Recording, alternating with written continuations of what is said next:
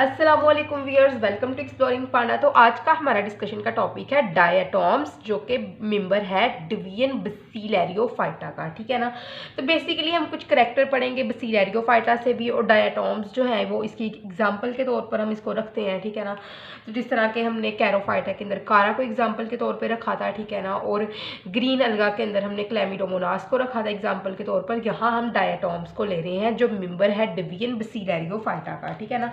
तो member of the division bacillariophyta is diatom. जो diatom word है ना, इसका मतलब होता है cut into two.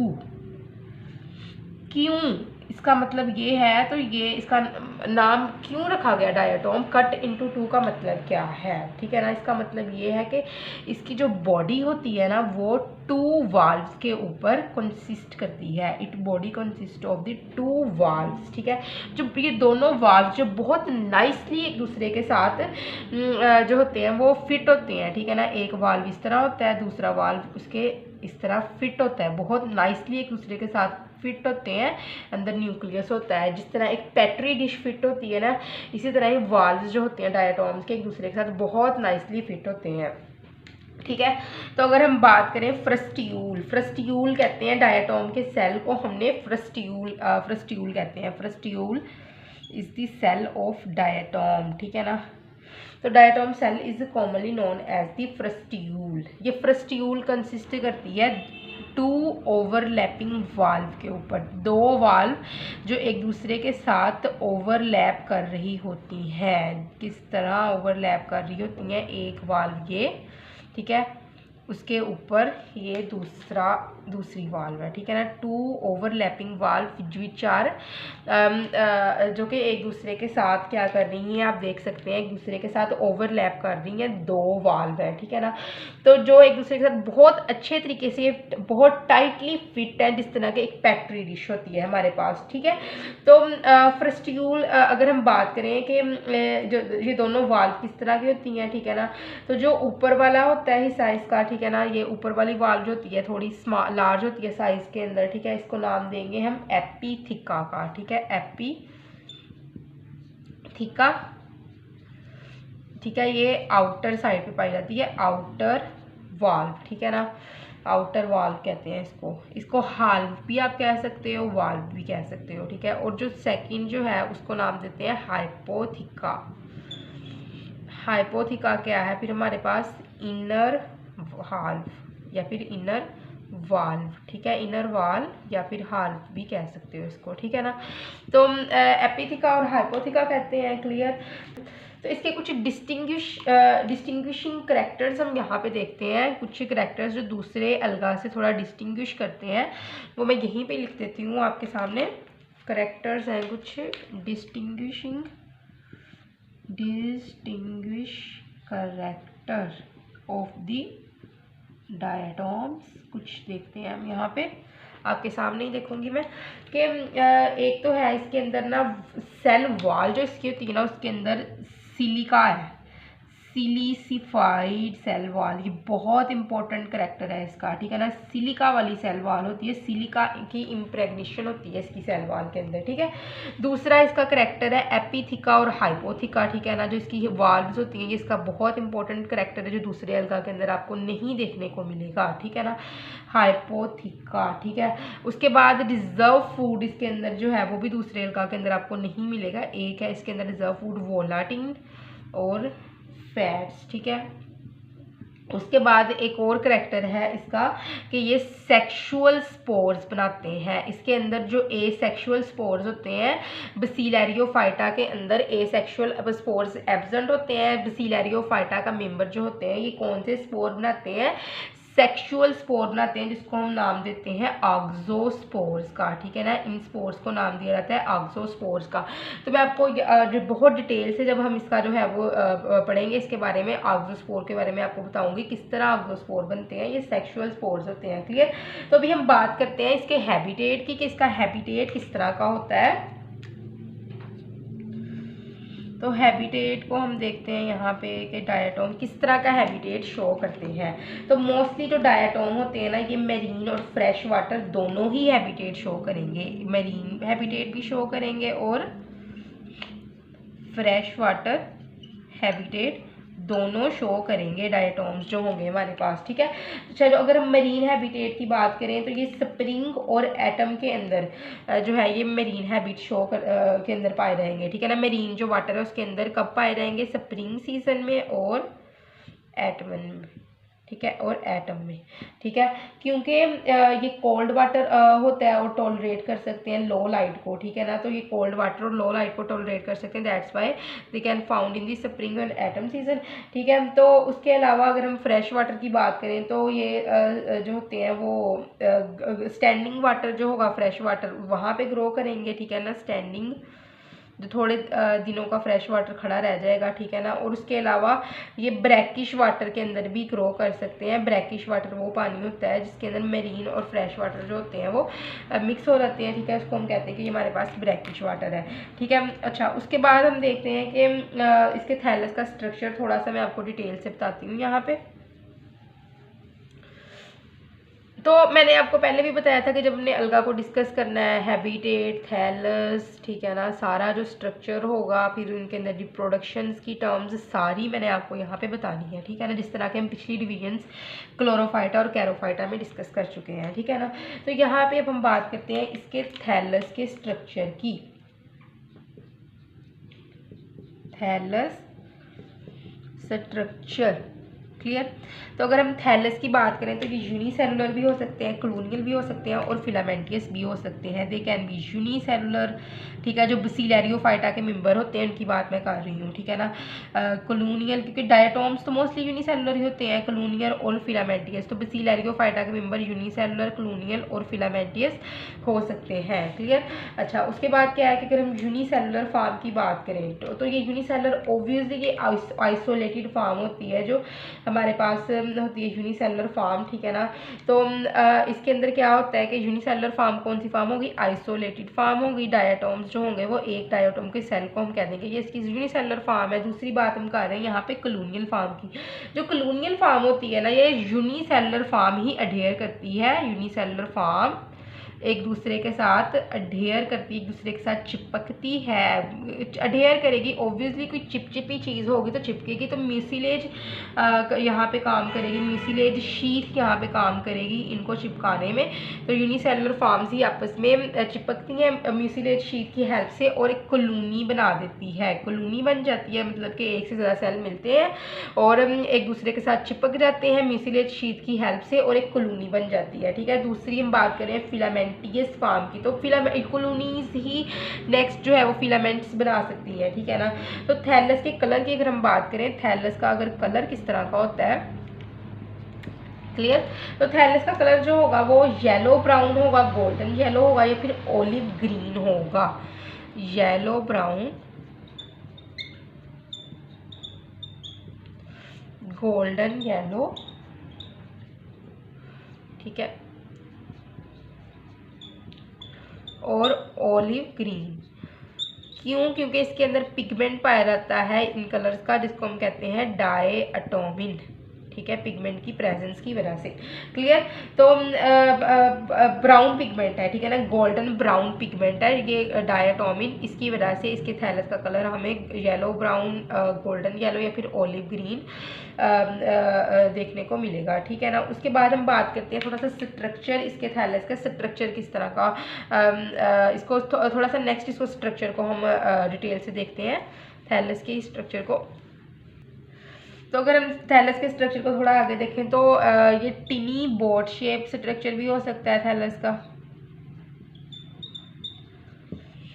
Boat shape structure हो सकता है थैलस का, ठीक है ना। तो ये टिनी कुछ मेंबर जो होते हैं जो टिनी बोट लाइक स्ट्रक्चर शो करते हैं, उसके अंदर है हमारे पास बेस्ट एग्जांपल पिनुलेरिया, ठीक है। दूसरी चीज़ में हम देखते हैं कि इसके अंदर हमारे पास हाफ मून शेप स्ट्रक्चर भी हो सकता है। कुछ मेंबर जो होते हैं ये इस तरह लग रहा होता है, आप देख भी सकते हो कि एक हाफ मून की तरह ये लग रहे होते हैं। तो ये इसके अंदर है मेलोसीरा जो है वो बेस्ट एग्जांपल है, मेलोसीरा, सीरा, इसके अंदर हाफ मून लाइक स्ट्रक्चर आपको देखने को मिलेगा। और कुछ मेंबर जो होते हैं इसके वो ट्रायंगुलर शेप के होते हैं, ठीक है ना, ट्रायंगल शेप के होते हैं। तो इसके अंदर बेस्ट एग्जांपल है ट्राइसीरेटियम, ठीक है। इसके अंदर ट्रायंगल शेप का जो होता है वो थैलस होता है। और कुछ मेंबर जो होते हैं वो सर्कल्स की शेप में होते हैं, ठीक है ना। जिस तरह एक छोटी सी शिप होती है ना, उस तरह उस सर्कल की शेप में होते हैं। तो एक सर्कल की शेप में ये आपको देखने को मिलेंगे। इन मेंबर की जो सेल है वो फॉर्म है, तो इसके अंदर आती है, सर्कल की फॉर्म में आती है नेविक्यूला, ठीक है ना। तो नेविक्यूला का टर्म का मतलब ही स्मॉल शिप होता है, ठीक है ना। तो उसके अलावा हम बात करते हैं इसके अंदर थोड़ी सी इसके जो है वो स्ट्रक्चर के बारे में। डायटोम के स्ट्रक्चर को थोड़ा सा हम नेक्स्ट इनहेंस करके देखते हैं। तो इसके अंदर ना एक हमारे पास ना इसकी मोटिलिटी के अंदर हेल्प करता है, एक स्लॉट होती है, ठीक है ना, वॉल्व्स के दरमियान में। देखो कि जिस तरह हमारे पास ये वॉल्व है, ठीक है, ये इस तरह जुड़ी हुई है आपस में। दरमियान में ना एक जो है वो स्लॉट है इस तरह, ठीक है, खाली सा हिस्सा है जहाँ से हवा निकल रही है, ठीक है ना। तो इसको नाम दे दिया जाता है किसका, रेफे का, ठीक है। तो रेफे क्या है, रेफे एक लॉन्गिट्यूडनल स्लॉट है बिटवीन वाल्व्स। दो वाल्व्स जहाँ पे जुड़ रही हैं वहाँ पे एक लॉन्गिट्यूडनल स्लॉट है जिसको हमने नाम दे दिया किसका, रेफे का, ठीक है ना, जहाँ पे दो वाल्व जुड़ रही हैं, ठीक है। तो इसके दरमियान में ना एक थिकनिंग होती है इस तरह, इसको नाम दे दिया जाता है सेंट्रल नड्यूल, ठीक है, इसको सेंट्रल नड्यूल का नाम दिया जाता है। और इसके पोलर एंड्स पे, इसकी साइड्स पे भी कुछ थिकनिंग होती है, ठीक है ना, उनको हमने नाम दे देना है, ये जो साइड्स पे हैं उनको नाम दे देना है पोलर निड्यूल का, ठीक है ना, ये पोलर निड्यूल का नाम दे देना है। तो ये नड्यूल्स जो होते हैं ना ये बाहर की तरफ ओपन होते हैं एक्सटर्नल एक्वस मीडिया के अंदर, कि जिस पानी में ये लोग ये डायटोम्स रह रहे होते हैं उसके अंदर बाहर की तरफ इसने ओपन होना होता है, इसकी ओपनिंग बाहर की तरफ है पानी में, ठीक है ना। तो ये नड्यूल कुछ होते हैं जो कि ये नड्यूल जो होते हैं ना हमारे पास पोलर नड्यूल और सेंट्रल नड्यूल, ये कहाँ पे पाए जाते हैं, रेफे में पाए जाते हैं, ठीक है ना। इस तरह की जो थिकनिंग होती है दरमियान थोड़ी सी जगह खाली है जहाँ पे लॉन्गिट्यूडनल स्लॉट्स पाई जाती हैं, ठीक है।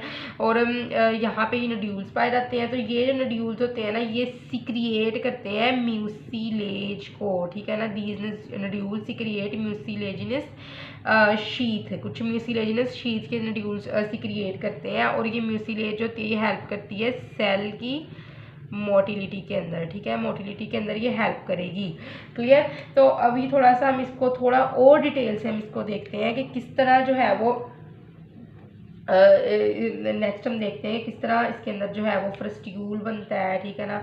थोड़ा हम इसको थोड़ा सा और डिटेल से देख लेते हैं, उसके बाद हम इसकी रिप्रोडक्शन को देखते हैं, ठीक है ना।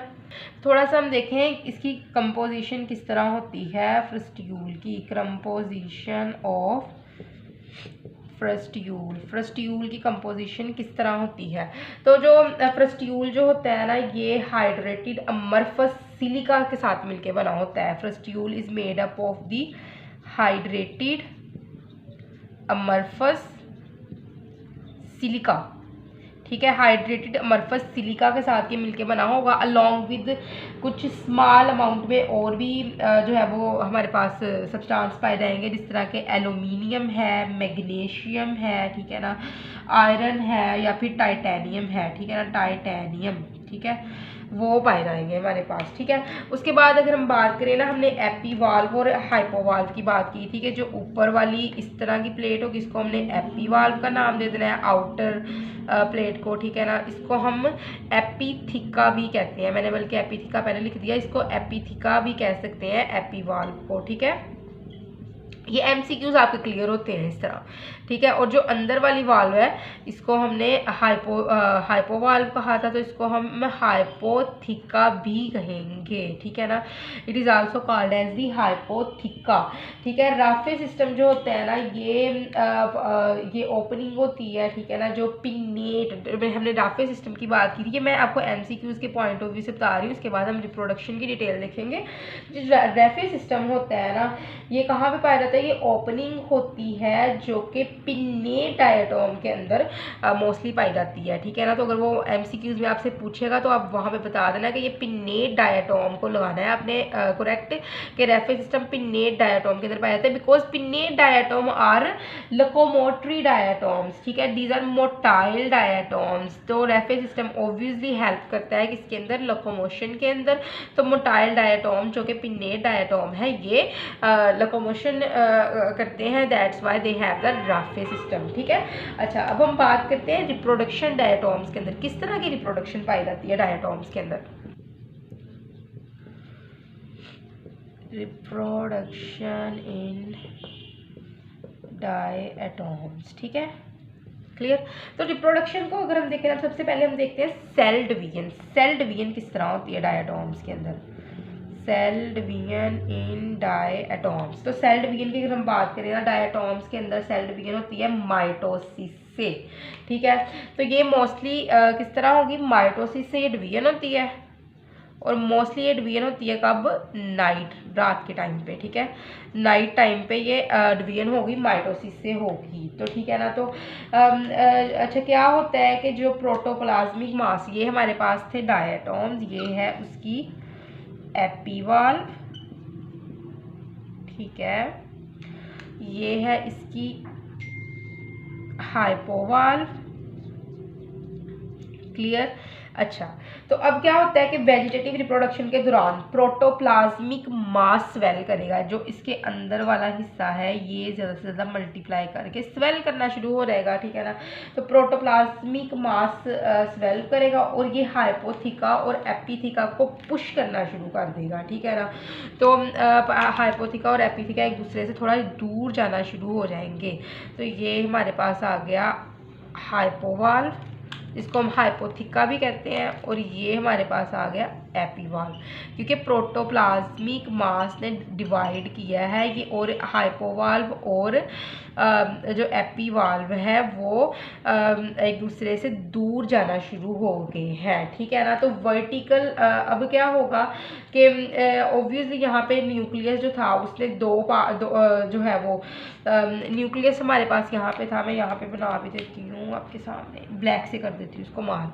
अब क्या होगा, अब इसके अंदर वर्टिकल डिवीजन होना शुरू हो जाएगी इस तरह, ठीक है। यहाँ पे था न्यूक्लियस, ठीक है, यहाँ पे ये और मास है, ठीक है, ठीक है। अब यहाँ पे हुई है वर्टिकल डिवीजन, इस तरह होनी शुरू हो गई है, ठीक है ना। तो वर्टिकल डिवीजन में न्यूक्लियस भी क्या हो जाएगा, ये डिवाइड हो जाएगा दो पार्ट्स के अंदर, और हमारे पास आ जाएंगी दो न्यूक्लियाई, ठीक है, ये और ये आ गई हमारे पास दो न्यूक्लियाई, ठीक है,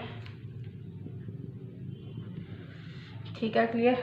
अच्छा, अब साइटोप्लाज्म भी डिवाइड हो जाएगा दो पार्ट्स के अंदर, ठीक है ना। तो अब हाइपोथिका जो होती है ना, अब ये दोनों जो है ये एक दूसरे से अलहदा हो जाएंगी, ठीक है ना। हाइपोथिका और एपीथिका ये एक दूसरे से अलहदा हो जाएंगी, ये इस तरह इधर आ जाएगी। थोड़ी मैंने बड़ी यहाँ पे बना दी है, सॉरी, ये ब्लैक ग्रीन से ही बनाती हूँ, फिर आप लोग कंफ्यूज हो जाते हो, ठीक है ना। ये ऐसे एक दूसरे से अलहदा हो गई है, ठीक है ना। तो ये ओल्ड एपीथिका का नाम दे दो इसको, और ये क्या है, ओल्ड हाइपोथिका, ठीक है ना, हाइपोथिका है, ठीक है। अब क्या होगा, ये दोनों हाइपोथिका जो होते हैं ये दोनों जो होते हैं ना, ये हाइपोथिका ये भी एक्ट करने शुरू कर देगा एज एपीथिका, ठीक है ना। Hypotheca also started to act as a epitheca, ठीक है। उसने कहना मैं भी दोनों जब अलहदा हो गए हैं, अब बड़ा कोई भी रहा है, पहले ये बड़ा था ये छोटा था, ठीक है ना। ये जो है इसने इसको कंट्रोल किया हुआ था, इसने इसको जो है छोटा रखा हुआ था, लेकिन जब दोनों अलहदा हो गए तो ये जो था ये कहता मैं अपना मालिक खुद हूँ, मैं भी एपीथिका ही हूँ, ठीक है ना। तो ये भी एपीथिका की तरह ही एक्ट करने लग गया। तो दोनों जब एपीथिका की तरह एक्ट करने लग गए तो इन्होंने अपने अपने हाइपोथिका बना लिए। इसने कहा कि अगर तुमने एपीथिका रहना है तो फिर तुम मेरे साथ भी रह सकते, मैं ही हूँ एपीथिका, मैं अपना हाइपोथिका नया बना लूँगा। ये लो जी, इसने अपना हाइपोथिका बना लिया।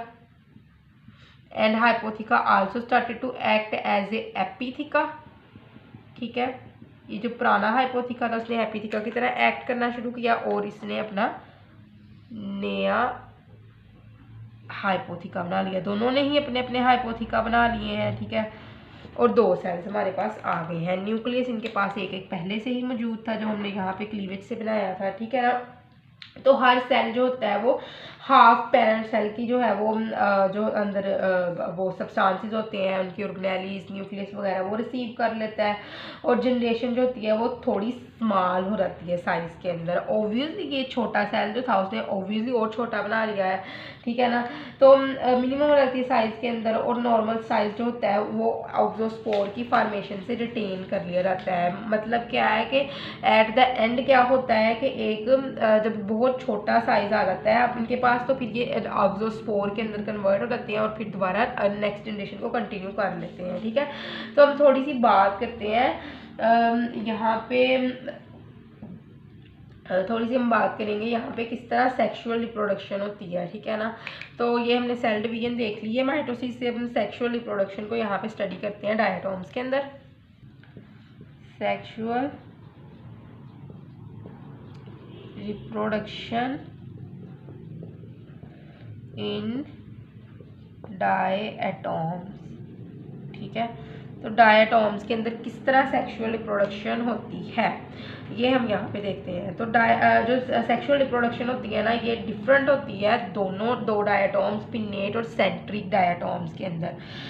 Sexual reproduction is different in both pinnate and centric diatom. तो होना हम दोनों में ही पढ़ लेते हैं, ठीक है ना। तो पिन्नेट डायटोम के अंदर ना क्या होता है कि कॉन्जुगेशन होती है, ठीक है ना। इन पिन्नेट डायटोम्स कॉन्जुगेशन होती है इनके अंदर, ठीक है। और इन सेंट्रिक डायटोम जो सेंट्रिक डायटोम होती है इसके अंदर होती है गैमेट फॉर्मेशन। अच्छा ये चीज़ें बहुत याद रखने वाली हैं। ये हो ना हो आपको एमसीक्यूज तो वो ज़रूर देता है कि गैमेट फॉर्मेशन पिन्नेट में होगी या फिर सेंट्रिक में होगी। तो आपने कहना है सेंट्रिक में होगी गैमेट फॉर्मेशन और पिन्नेट में होगी कॉन्जुगेशन, ठीक है। तो सबसे पहले हम पिन्नेट को ही थोड़ा सा देख लेते हैं और उसके बाद हम सेंट्रिक को देखेंगे। पिन्नेट डायटोम्स,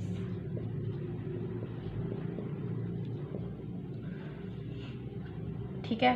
तो पिन्नेट डायटोम्स के अंदर क्या होता है कि 2 डायटोम्स जो कि पहले से ही डिप्लॉयड थे, ठीक है, वो एक दूसरे के पास आते हैं, ठीक है ना, एक दूसरे के करीब आते हैं और ये दोनों सेल्स जो है वो म्यूसिलेज से कवर हो जाते हैं। देखो एक ये था डायटोम और ये था दूसरा, एक हाइपोथिका है अंदर वाली, ऊपर वाली क्या है एपिथिका है। दोनों एक दूसरे से के पास आ गए हैं और आते ही ये म्यूसिलेज से कवर हो गए हैं। इससे बनाती हूँ म्यूसिलेज, थोड़ा अच्छा नज़र आएगा, ठीक है। 2 डायटोम पिन्नेट की हम बात करें एक दूसरे के करीब आते हैं, 2 सेल्स डायटोम के और म्यूसिलेज से कवर हो जाते हैं, ठीक है। म्यूसिलेज से कवर हो जाते हैं। अब अच्छा इसके अंदर जो न्यूक्लियाई थी ना वो 2n थी, ठीक है, ये बात आपने याद रखनी है।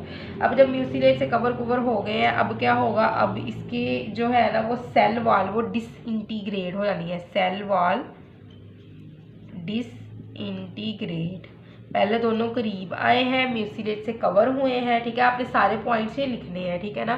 अब मैं यहाँ पे लिखने लग जाऊंगी तो ऐसे लगेगा जिस तरह मैं नोट्स ही बना रही हूँ बोर्ड के ऊपर, मैं आपको समझा रही हूँ, आपने ये लिखना है, ठीक है। आपने लिखना है कि 2 diatoms come close to each other, 2 diploid diatoms, ठीक है, and after coming close to each other they are covered by a mucilage wall and their cell wall disintegrated, ठीक है ना। तो इसकी सेल वॉल जो होती है डिसइंटीग्रेट होती है लेकिन साइटोप्लाज्मिक मटेरियल और न्यूक्लियस वहाँ पे रह जाता है, ठीक है। अब यहाँ पे हम देखेंगे किस तरह इसकी सेल वॉल गई है। तो सेल वॉल इसकी डिसइंटीग्रेट यहाँ पे होनी शुरू हो जाती है, ठीक है ना।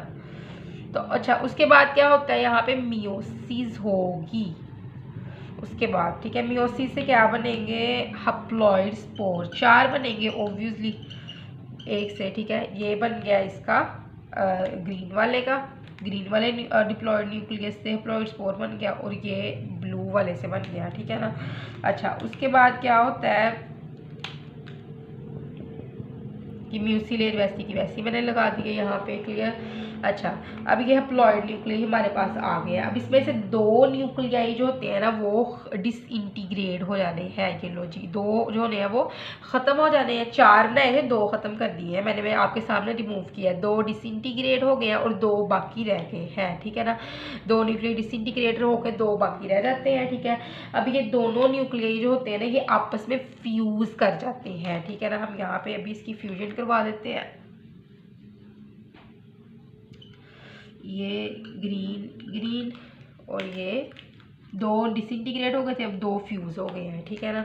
ये दोनों फ्यूज़ हो गए हैं। 2 जो थे ये ऊपर वाले ये डिसइंटीग्रेट हो गए थे, ठीक है। अब ये जब फ्यूज़ हो जाते हैं ना तो ये क्या होता है, इनके जो जेनेटिक मटेरियल है वो एक्सचेंज हो जाता है। ऑब्वियसली जेनेटिक मटेरियल एक्सचेंज होगा, ठीक है, इसीलिए तो वेरिएशन आएगी। कितने अच्छा काम उसने यहाँ पे किया है। जेनेटिक मटेरियल जो होता है वो एक्सचेंज हो जाता है और क्या बन जाते हैं बाद में, ऑक्सोस्पोर। अब एक जो है वो डिप्लॉयड ग्रीन और ये दोनों ही मिक्स हुए ना, सॉरी मैंने ये वाला कलर कर दिया, एक मिनट। ये ग्रीन था, ठीक है, ये ब्लू, डिप्लॉयड न्यूक्लियाई, ग्रीन का कुछ पार्ट कुछ ब्लू का, ठीक है। उसके बाद इन्होंने क्या किया, इन्होंने अपना हाइपोथिका और एपिथिका रिटेन किया, एपिथिका और हाइपोथिका रिटेन किया, ठीक है, हाइपोथिका, ठीक है, और एपिथिका दोबारा रिटेन किया और क्या बन गए, डिप्लॉयड ऑक्सोस्पोर बना दिए, ठीक है ना, डिप्लॉयड ऑक्सोस्पोर बना दिए हैं। अब ये जो दोनों न्यू सेल्स है ना ये जो है वो नॉर्मल साइज तक ग्रो करेंगे, ठीक है ना। ये किस तरह बने, ये 1-2 डायटोम्स की फ्यूजन के साथ बने थे, ठीक है ना। तो अब क्या होता है, पिन्नेट डायटोम्स के अंदर हमने देख लिया है रिप्रोडक्शन, ठीक है ना, कि कॉन्जुगेशन होती है, कॉन्जुगेशन हमने यहाँ पे देख लिया। अब नेक्स्ट हम बात करते हैं किस तरह गैमेट्स की फॉर्मेशन होती है सेंट्रिक डायटोम्स के अंदर, ठीक है ना। वो भी सेक्सुअल रिप्रोडक्शन की ही एक टर्म है। Sexual reproduction in centric diatoms, centric diatoms के अंदर क्या होगी, इनके अंदर प्रॉपर गैमेट की फॉर्मेशन होती है, ठीक है ना, प्रॉपर गैमेट फॉर्मेशन होती है। तो इसके अंदर क्या होता है, gamete formation take place, one cell जो होता है वो मोटाइल की तरह मेल की तरह एक्ट करता है, ठीक है ना। एक सेल मेल की तरह एक्ट करेगा और दूसरा सेल, एक मेल होगा और दूसरा ऑब्वियसली फीमेल ही होगा, ठीक है ना। तो जो मेल होता है ना सेल वो मियोसिस करके ना बाय फ्लैजेलेटेड मेल गैमेट्स बनाता है, ठीक है ना। जो मेल होगा क्या करेगा, मियोसिस करेगा और बाय फ्लैजेलेटेड, अच्छा इसके फ्लैजला के नंबर भी पूछ सकता है स्पर्म के, ठीक है ना। मेल गैमेट या जिसको हम कहते हैं स्पर्मेटोजोआ बनाएगा, ठीक है। अच्छा उसके बाद जो फीमेल होगी ये क्या करेगी, फीमेल गैमेट होगा ये भी मियोसिस करेगी और क्या बना देगी, एग, मियोसिस करके क्या बना देगी, एग। तो एग भी हप्लॉइड है और स्पर्मेटोजोआ भी क्या है, हप्लॉइड है, क्लियर। तो अब क्या हुआ, हप्लॉइड, स्पर्मेटोजोआ और एग दोनों फ्यूज करेंगे और फर्टिलाइजेशन होगी, दोनों करेंगे फ्यूज, ठीक है। एग और स्पर्म दोनों क्या करेंगे, फ्यूज करेंगे, मतलब यहाँ पे क्या हो रही है, फर्टिलाइजेशन, ठीक है। फर्टिलाइजेशन हो गई है 1n एग और प्लस 1n ये स्पर्म फ्यूज किए 2n ऑक्सोस्पोर, जाइगोट जो बन गया उसको हमने नाम दे दिया, ये हमारे पास क्या है, ऑक्सोस्पोर, डिप्लॉयड ऑक्सोस्पोर बन जाएगा। अब ये डिप्लॉयड ऑक्सोस्पोर ने क्या करना है, इसने अपना डिप्लॉयड ऑक्सोस्पोर के अंदर क्या होगा, एक होगा एपिथिका और एक छोटे वाला होगा हाइपोथिका, ठीक है। तो आई होप सो कि आपको बसीलेरियोफाइटा के मेंबर डायटोम्स की और उसके अलावा उसके कुछ बसीलेरियोफाइटा के अदर मेंबर्स की, ठीक है ना, समझ लगी होगी। लेकिन अगर किसी भी किस्म के कंफ्यूजन है तो कमेंट सेक्शन में पूछ सकते हैं। थैंक यू सो मच, अल्लाह हाफिज़।